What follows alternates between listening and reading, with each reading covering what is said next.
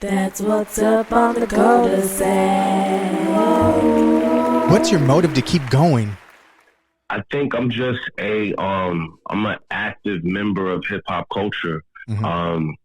So my dad and my uncle definitely exposed me to, everything before my time, leading up to the point where I'm putting them onto new music, as well as an aunt of mine. She was the first person to bring me to a studio space as a youngin, like maybe like 6 or 7. Yeah. And I think from that point, I knew in some form I was going to be doing this. Like, I actually thought I was going to be a DJ at one time.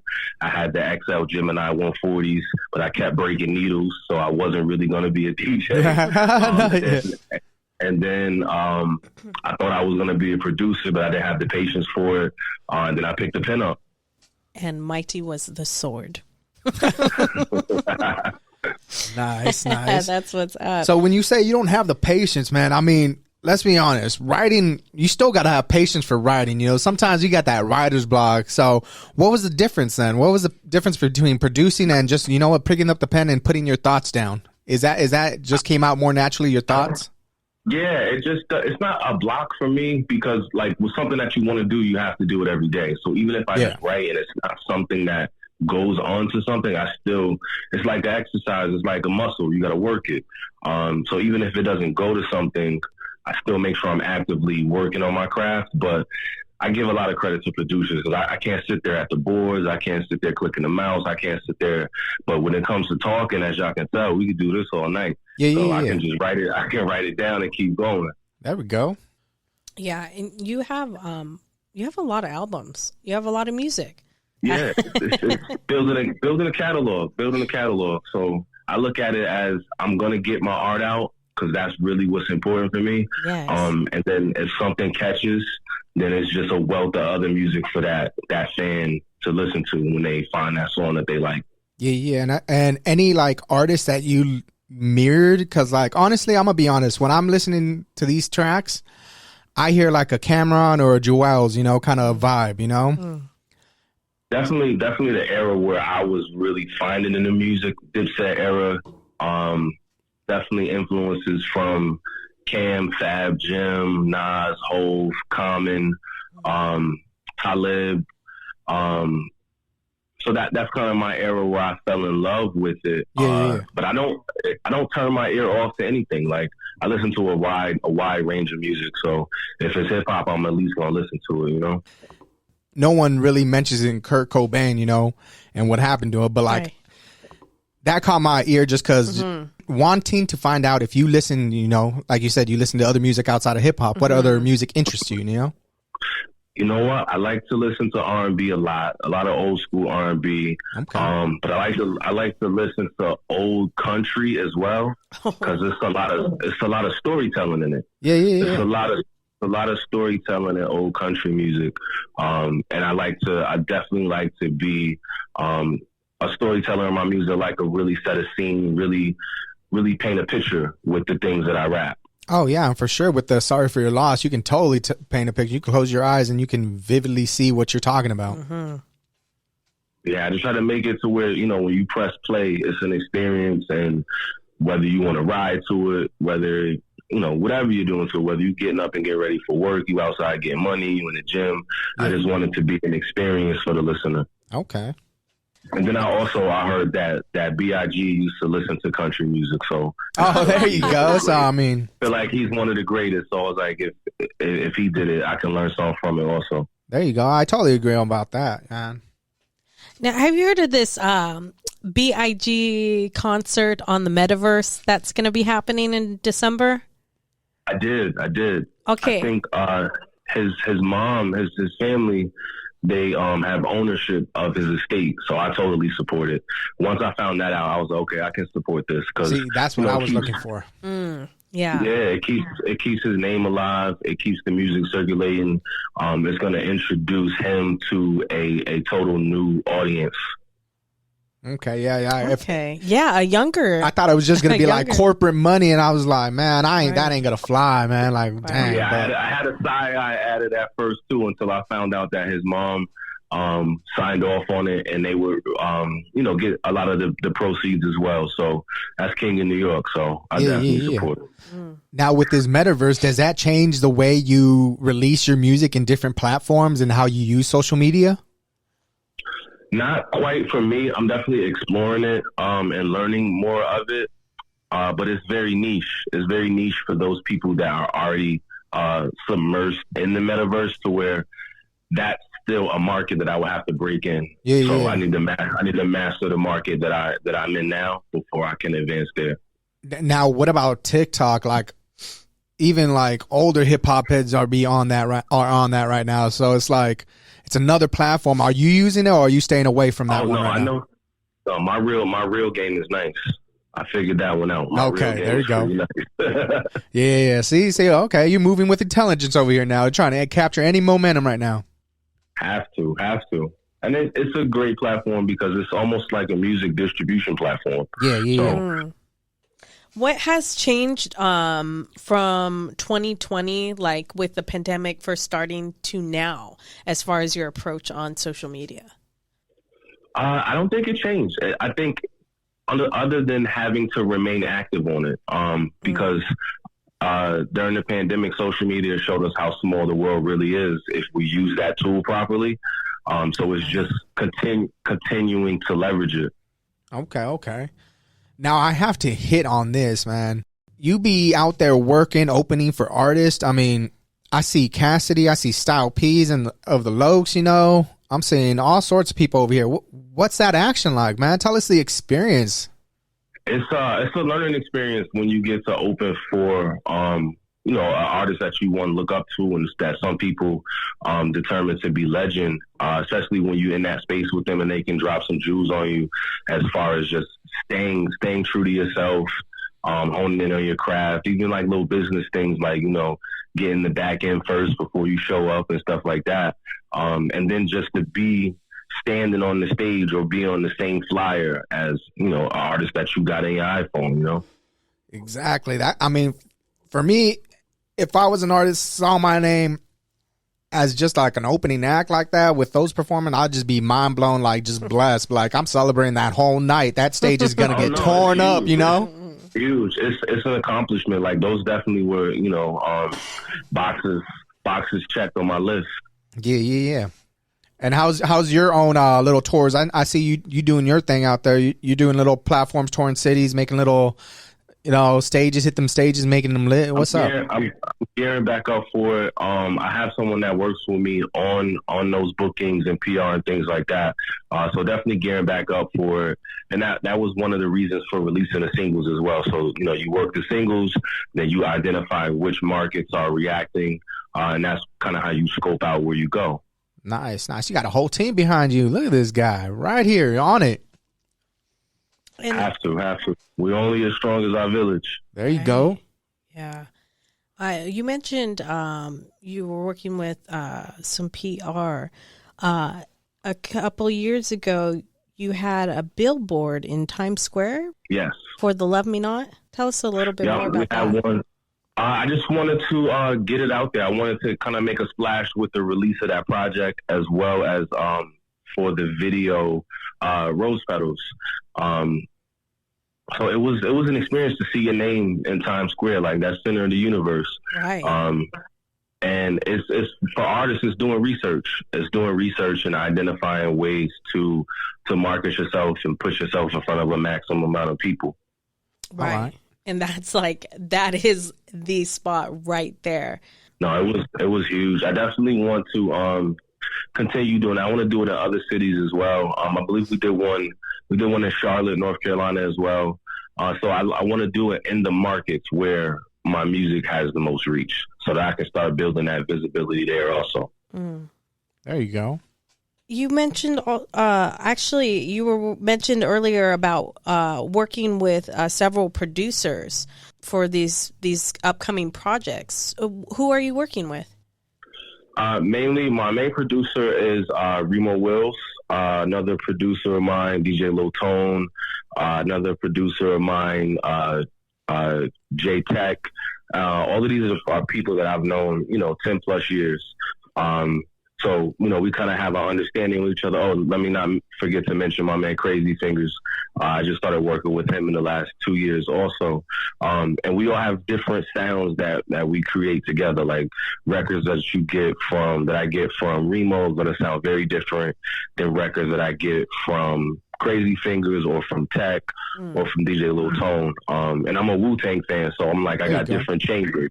I got different chambers with different ones of them. The music scene in New York is always crazy, and as being independent artists, like you're already talking about the networking, like how crazy it is, like, can you expand more about that? Like, are you reaching out to like other independent artists as far as rappers or like linking up? Oh, yeah, absolutely. Artists that I work very closely with, another independent artist, Madison J, super dope artist out of North Carolina, out of Raleigh. Shout out to the county. There you go. Super dope. I think we definitely learn from each other. We definitely call each other brother when it comes down to getting work done. So we actually have a project that we're working on as well. Excellent. That's good to hear. I mean, like we were talking about with our last guest, it was like hip hop, super competitive. Right. A lot of people just think it's one crown, but like hearing people working together and actually developing from that is a beautiful thing, Like I want to see hip hop grow and not just develop to a singularity person, Yeah, it has to be. It's a brotherhood. It's a sisterhood. It's a lot of us doing this, and it's a lot of ways for all of us to be successful. And when you click up with those people that have that same thought process on it, you just make great music from it.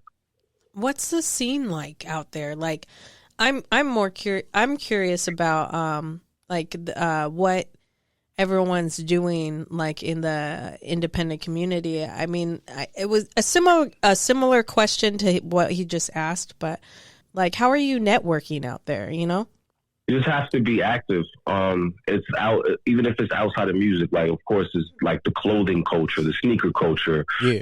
It's being outside and mixing with the DJs. It's having a presence. Because when you have conversations now, I think because we have been locked in and we was all on the phone so often, you get more when you're able to be outside and communicate with people. Okay, you just talking about the shoe game now. How's your shoe game right now? Are we going crazy or are we just going some Timbs? I know you in New York. Going crazy. I got my pieces that I like. I like clean silhouettes. So Jordan 1s. I definitely keep some Uptowns. Classic. I like I've recently been in the New Balance 550s. I like real clean silhouettes. I like the throwback sneakers.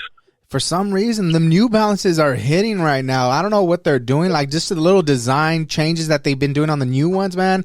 I am feeling even the 990s, I believe they came out with as well. And that's heavy in this region. So very heavy in DC, and I live in Northern Virginia. Yeah. So I feel like I'm really stamped out here now. I got a couple pair of New Balances. There you go. I mean, they went from a dad shoe to it's part of the culture now, For sure, and they look real clean, especially with how we wear our pants now, how we wear our jeans, and the stacked or scrunch bottom sweats. You could tell I'm really into fashion too. It's a look, so it looks real clean too. Yeah, okay. Are you guys linking up with clothing artists as well, independent clothing artists, and making some merch, or what's going on with that as well? Or are you guys just doing your own thing? Doing our own thing. I have some merch coming soon with my business partner, Big Lotto 10 Tons. We also have a couple projects together as well. And right now what we're doing is just looking at the samples, because I want it to be real quality merchandise. So I don't want to just look at it online. I want to touch it. I wouldn't want to sell somebody a sweatshirt and it shrinks on them after a couple washes, Yeah, I want it to be real quality material. So we got a couple prototypes that I've worn. He's worn them. So it's just getting it right. Whenever, like with music, whenever I put something out, I take my time with it so that it's the quality that I expect. I don't know if you guys are rocking with Pro Club out there, but here on the West Coast, there's some quality shirts in Pro Club, just take a look, Nah, I just jotted it down. I'm on it. So I want to know the next single. Is it going to be this Friday, or is it what's the name? Tell us your next step. So I was just recording recently because I just came back from Puerto Rico. So I got a nice timestamp record coming 2 a.m. in San Juan. So that'll be the next release. It's a freestyle. And then just getting back to work, because you know how this time of year the music industry kind of slows down a little bit. Right. So I really was want to get prepared for first quarter. There you go. How was Puerto Rico, man? You just gonna drop that nonchalantly, you know? It got cold out here. We had to go change the weather a little bit. I bet, man. You got snow out there. I heard it was like, what, 6 feet over there in Buffalo? I don't know about Virginia. What's going on over there? Oh, and don't wish that on us. Don't wish that. Oh, my bad. I don't mean no disrespect like that. hopefully no snow this year. The temperatures definitely dropped. So yeah, I feel you. I mean, we out here in sunny California. I know. I'm very jealous. Hey, maybe you put on a show out here and enjoy this weather for a minute. Only if y'all gonna be my guests. Y'all gotta be on the VIP list with me. Oh, you know we are. I'll clear my schedule real quick. You know. And that's a plan. Well, we were talking about the Grammys last week. They just had made the announcement about the nominations. What are your thoughts about the Grammys in general? I think if I got into the position, or when I get into the position where I can be nominated, of course I would be excited. But we do the music for the people. You take a Nas, he just got a Grammy with all the great music that he's put out.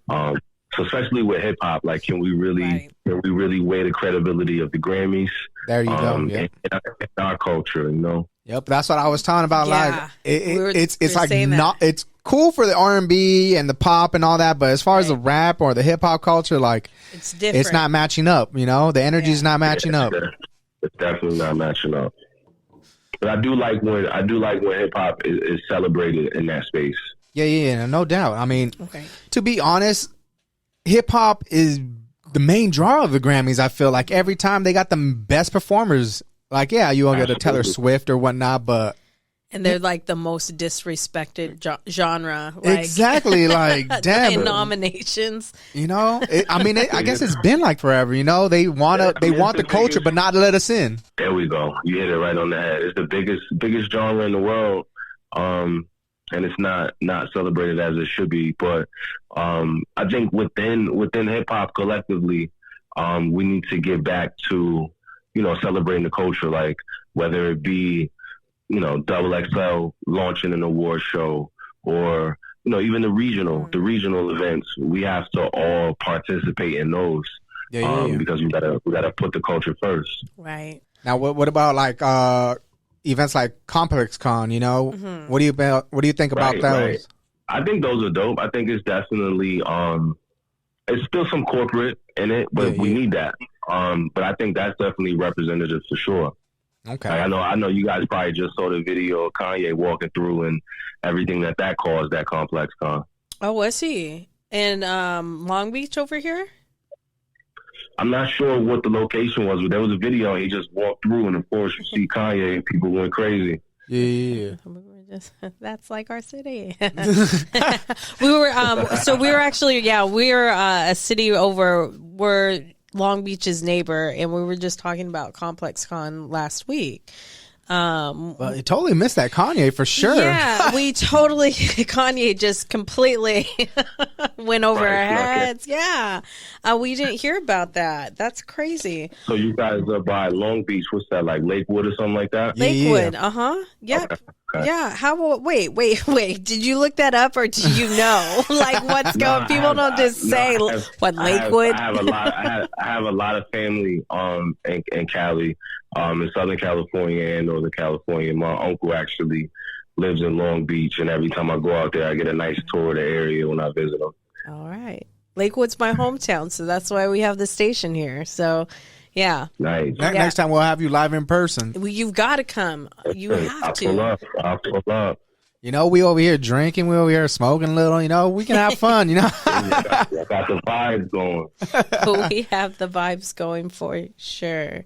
So what's the next move right now? Like, I know you're building up to the singles, the album, the tours. Mm-hmm. Like, is there something big that you just keeping in your back pocket, or? Can we get some? We always try to get those exclusives. that something that info, that behind the scenes details movement, that nobody can get. Tell us. I got one. I have a joint project coming out with my man 10 Tons. And the lead single from that project is produced by Ski Beats. We actually got 2 beats from Ski on that project. Okay. All right. Sure. Here she gonna try to find this button real quick. Oh my gosh! Please push the right one. I'm not going to. Pew pew pew. We have we have an exclusive. Okay, so you're doing kind of like is he producing the whole album? Sky Beats. Ski Beats. He's going to be. I'm thankful for the relationship that I have with him. I mean, I feel like he's for sure a legend in hip hop culture, as far as a producer.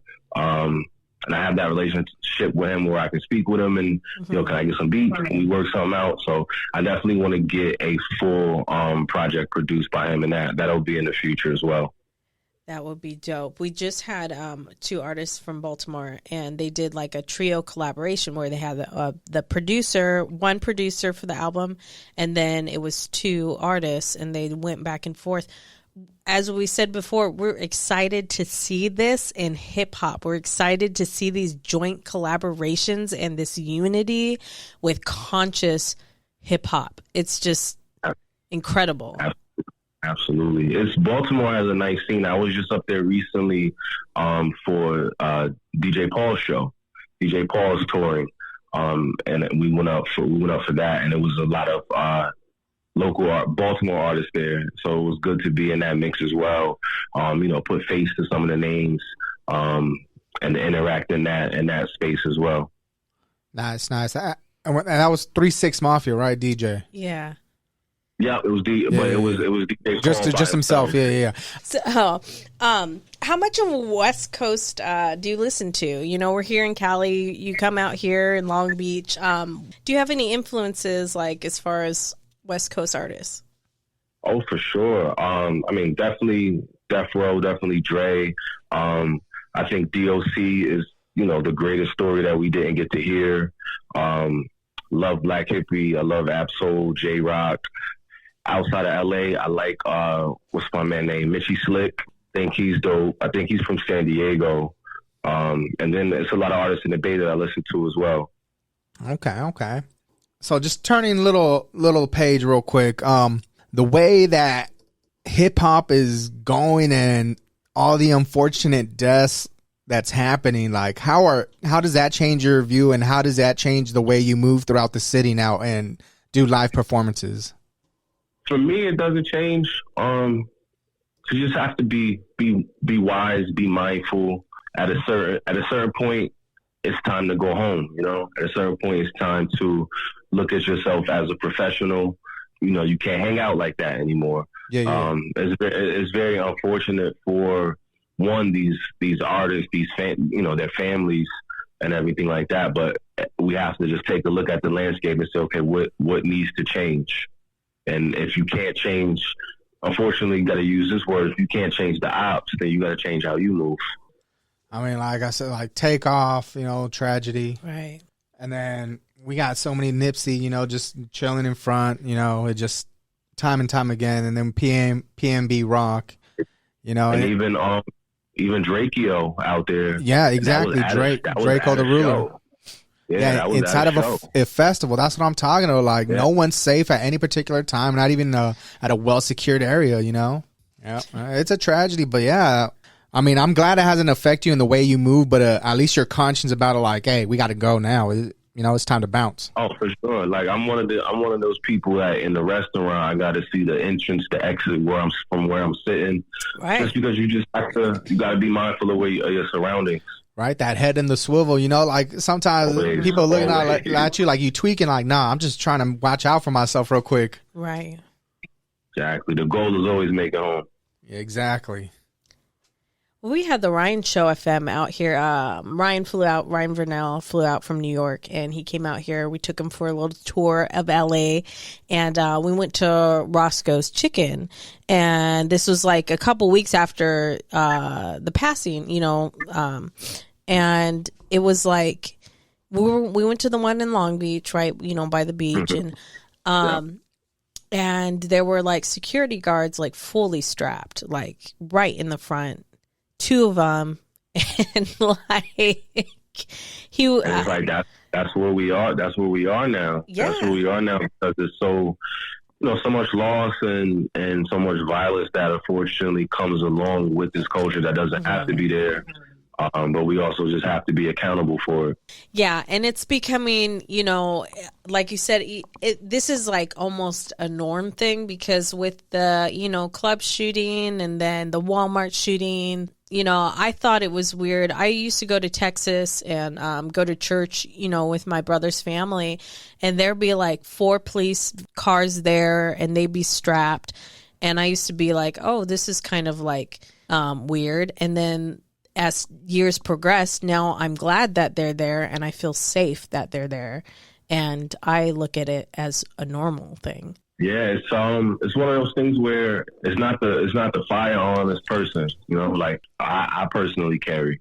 That's for my own, for my own personal safety of myself, my family. But some people think that makes them stronger, when it's a piece of equipment, Some people rely on it too much, like it's your life and whatnot, but it's like you said, it's there to be your personality. Yeah, it's there to protect you if you're in harm or if your family's in harm. But yeah, that's for sure. Well, thank you again. We have J Davon Harris on the line tonight. Actually, it's quite late over there on the East Coast. No complaints. We just want to thank you so much for coming on. Before we leave, we definitely want the listeners to check out more of your music and where they can purchase it. Can you please give them the 411? Absolutely. All my music is on all the major streaming platforms. It's under J Davon Harris. For all social media, it's J Davon Harris. And then my website is stlmmusic.com. And that's where you can find out some of the new drops. You can subscribe. We can get you on the mailing list, let you know when merch and other products are coming out. But for all social platforms and for all digital music platforms, it's J Davon Harris.